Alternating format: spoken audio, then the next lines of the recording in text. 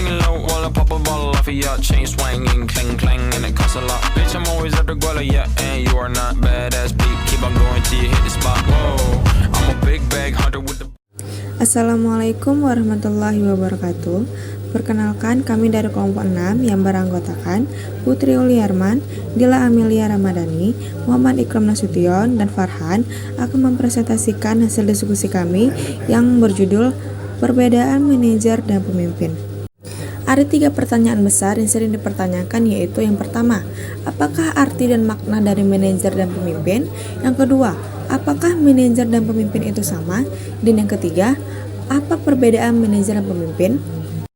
Maka dari itu, kami akan menjawab pertanyaan besar 3 tersebut dalam video ini. Berikut merupakan teori-teori yang akan kami sampaikan. Yang pertama, arti dan makna manajer dan pemimpin. Yang kedua, fungsi manajer. Yang ketiga, peran manajer. Yang keempat, keterampilan manajer. Yang kelima, definisi pemimpin. Yang keenam, jenis pemimpin. Dan yang terakhir adalah perbedaan manajer dan pemimpin. Yang pertama, arti manajer dan pemimpin.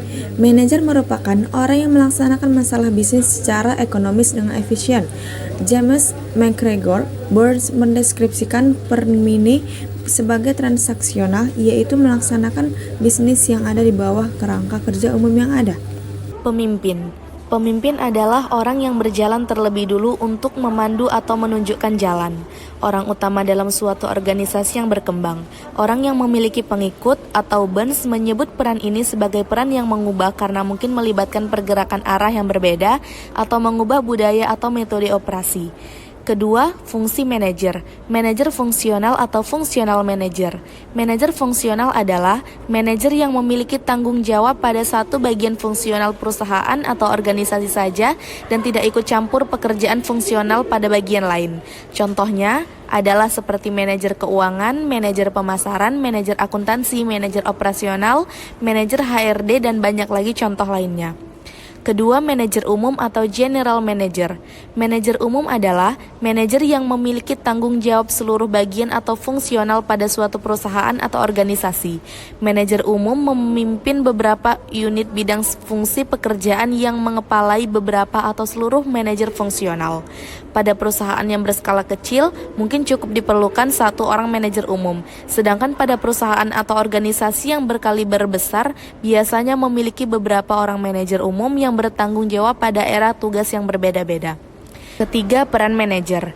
Henry Mintzberg, seorang ahli riset ilmu manajemen, mengemukakan bahwa ada 10 peran yang dimainkan oleh manajer di tempat kerjanya. Ia kemudian mengelompokkan 10 peran itu ke dalam 3 kelompok, yaitu pertama, peran antar pribadi. Peran antar pribadi merupakan peran yang melibatkan orang dan kewajiban lain, yang bersifat seremonial dan simbolis. Peran ini meliputi peran sebagai figur untuk anak buah, pemimpin, dan penghubung. Kedua, peran informasi. Peran informasi meliputi peran manajer sebagai pemantau atau penyebar informasi, serta peran sebagai juru bicara. Ketiga, peran pengambilan keputusan. Yang termasuk dalam kelompok ini adalah peran sebagai seorang wirausahawan, pemecah masalah sebagai sumber daya dan perunding. Mintzberg kemudian menyimpulkan bahwa secara garis besar aktivitas yang dilakukan oleh manajer adalah berinteraksi dengan orang lain. Robert L. Katz pada tahun 1970-an mengemukakan bahwa setiap manajer membutuhkan minimal 3 keterampilan dasar. Ketiga keterampilan tersebut adalah 1. Keterampilan konseptual atau conceptual skill. Manajer tingkat atas atau top manager harus memiliki keterampilan untuk membuat konsep, ide, dan gagasan demi kemajuan organisasi. Gagasan atau ide serta konsep tersebut kemudian haruslah dijabarkan menjadi suatu rencana kegiatan untuk mewujudkan gagasan atau konsepnya itu. Proses penjabaran ide menjadi suatu rencana kerja yang konkret itu biasanya disebut sebagai proses perencanaan atau planning. Oleh karena itu, keterampilan konsepsional juga merupakan keterampilan untuk membuat rencana kerja. Yang kedua, keterampilan berhubungan dengan orang lain, humanity skill. Selain kemampuan konsepsional, manajer juga perlu dilengkapi dengan keterampilan berkomunikasi atau keterampilan berhubungan dengan orang lain, yang disebut juga keterampilan kemanusiaan.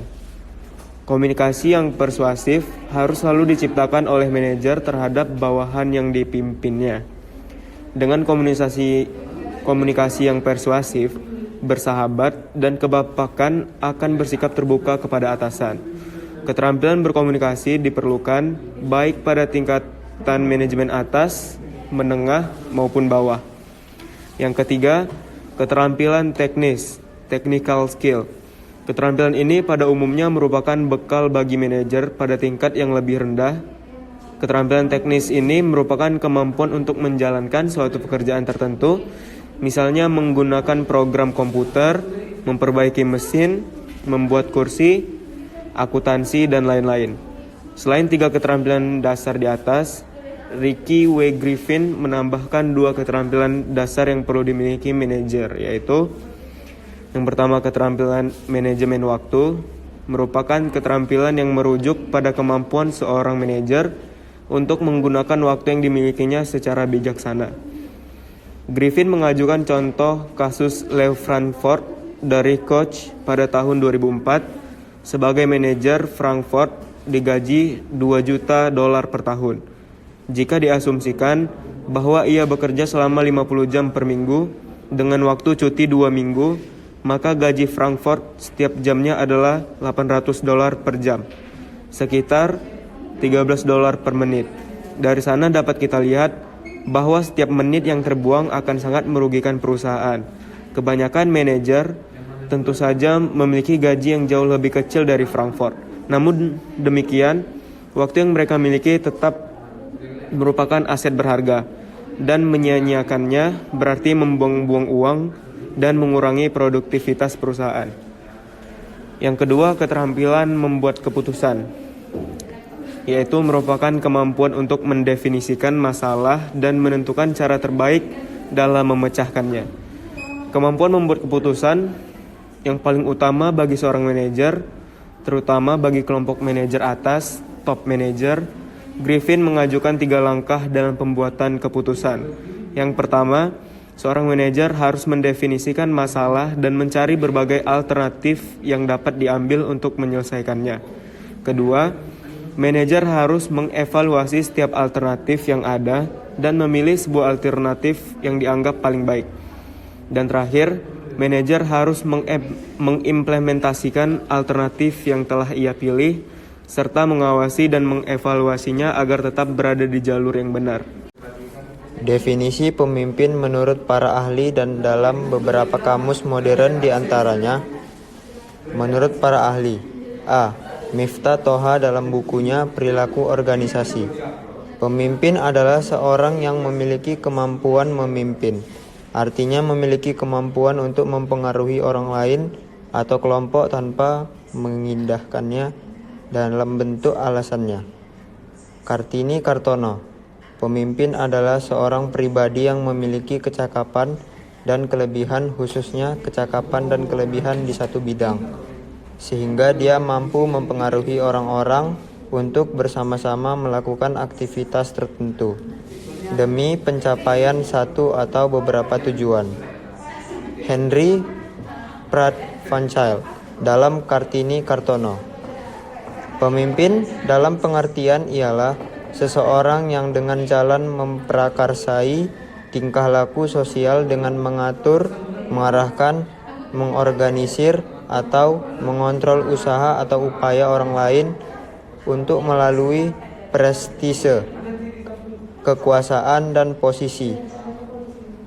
Dalam pengertian yang terbatas, pemimpin ialah seorang yang membimbing, memimpin dengan bantuan kualitas-kualitas persuasifnya dan akseptansi, penerimaan secara sukarela oleh para pengikutnya. Jim Collins mendefinisikan pemimpin memiliki beberapa tingkatan. Terendah adalah pemimpin yang andal, kemudian pemimpin yang menjadi bagian dalam tim, lalu pemimpin yang memiliki visi. Tingkat yang paling tinggi adalah pemimpin yang bekerja bukan berdasarkan ego pribadi, tetapi untuk kebaikan organisasi dan bawahannya. Yang keenam, macam gaya kepemimpinan. Yang pertama, ada gaya otoriter. Gaya otoriter adalah gaya pemimpin yang memusatkan segala keputusan dan kebijakan yang diambil dari dirinya sendiri secara penuh. Segala pembagian tugas dan tanggung jawab dipegang oleh si pemimpin yang otoriter tersebut, sedangkan para bawahan hanya melaksanakan tugas yang telah diberikan. Yang kedua, ada gaya demokratis. Gaya pemimpin yang memberikan wewenang secara luas kepada para bawahan. Setiap ada permasalahan selalu mengikutsertakan bawahan sebagai suatu tim yang utuh. Dalam gaya kepemimpinan demokratis, pemimpin memberikan banyak informasi tentang tugas serta tanggung jawab para bawahannya. Dan yang terakhir, gaya bebas. Pemimpin jenis ini hanya terlibat dalam kuantitas yang kecil di mana para bawahannya yang secara aktif menentukan tujuan dan penyelesaian masalah yang dihadapi. Yang ketujuh, ada perbedaan manajer dan pemimpin. Yang pertama, manajer mengelola sedangkan pemimpin menginovasi. Yang kedua, manajer adalah tiruan sedangkan pemimpin orisinal. Yang ketiga, manajer mempertahankan, pemimpin mengembangkan. Yang keempat, manajer berfokus pada sistem dan struktur sedangkan pemimpin fokus kepada orang. Yang kelima, manajer bergantung kepada pengawasan sedangkan pemimpin membangkitkan kepercayaan. Sekian presentasi dari kelompok 6. Terima kasih. Assalamualaikum warahmatullahi wabarakatuh.